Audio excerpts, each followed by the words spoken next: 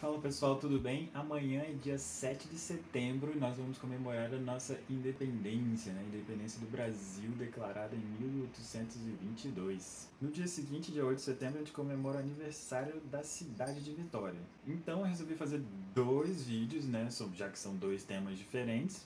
E aqui eu vou falar um pouquinho sobre essa independência e algumas coisinhas, né, que estavam acontecendo no Espírito Santo nesse período, só pra gente fazer um paralelo mesmo.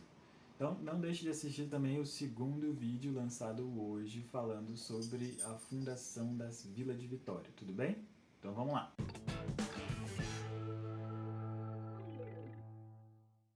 Gente, esse negócio da independência do Brasil começou mais ou menos em 1807, quando a corte portuguesa fugiu de Portugal em direção ao Brasil por causa das invasões francesas em Portugal. A corte chegou no Brasil então no ano seguinte, 1808, e ficou ali até 1821.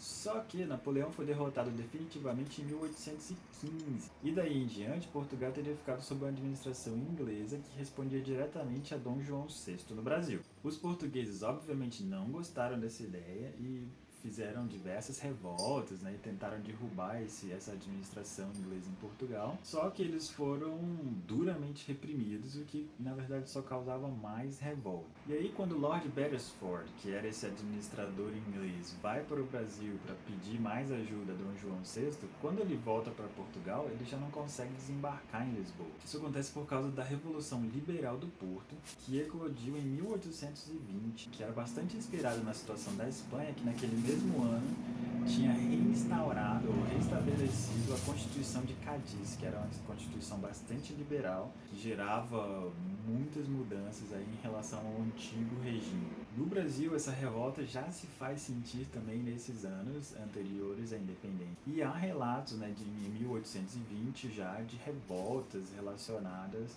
a essas mudanças, esses acontecimentos aí na administração de Portugal e do Brasil. Portugal, então, criou-se a Junta Provisional, que tinha como objetivo aí fazer uma constituição para Portugal. E em 1821, a corte portuguesa voltou para Portugal exatamente para acompanhar essas mudanças. Só que Dom João VI aproveitou e deixou, né, Dom Pedro de Alcântara, o filho dele no Brasil, como regente, né, do Reino do Brasil. Esses problemas todos, né, de quem manda em onde, que situação o Brasil vai ficar e tudo mais, gerou ainda mais revoltas nesses próximos anos, e há relatos aí de que no Espírito Santo algumas tropas se rebelavam contra seus líderes e foi proposto um governo provisório que substituísse o governo com o objetivo de passar por esse momento de transição. E como todas as províncias brasileiras, né, mandaram representantes para Portugal, o Espírito Santo também mandou representantes para lá para acompanhar esse momento das cortes, né,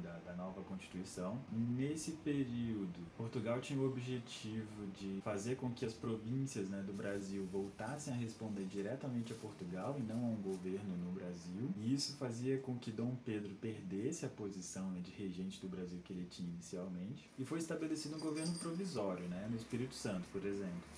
Só que esse governo provisório foi totalmente rejeitado pela população e Dom Pedro acabou intervindo, falando que as pessoas, na verdade, deveriam aceitar aquele governo provisório, porque as coisas ainda estavam acontecendo e nada tinha sido definido de fato. A Constituição acabou sendo jurada no dia 23 de setembro de 1822, com um conteúdo bastante liberal, né, muitas mudanças aconteceram aí nesse governo, na monarquia portuguesa. Só que 23 de setembro, Dom Pedro já tinha decidido, né, se rebelar contra as cortes e já tinha declarado a independência do Brasil. E aí iniciaram-se, né, os conflitos, né, entre Portugal e Brasil para saber o que seria feito, afinal, entre os dois reinos. A Constituição dizia que o Brasil continuava um reino, mas um reino unido, né, a Portugal. Só que haviam aí forças, né, do Brasil que não queriam essa continuidade da administração portuguesa, né, com medo de que houvesse aí o retorno à colonização. Então Dom Pedro aderiu a esse movimento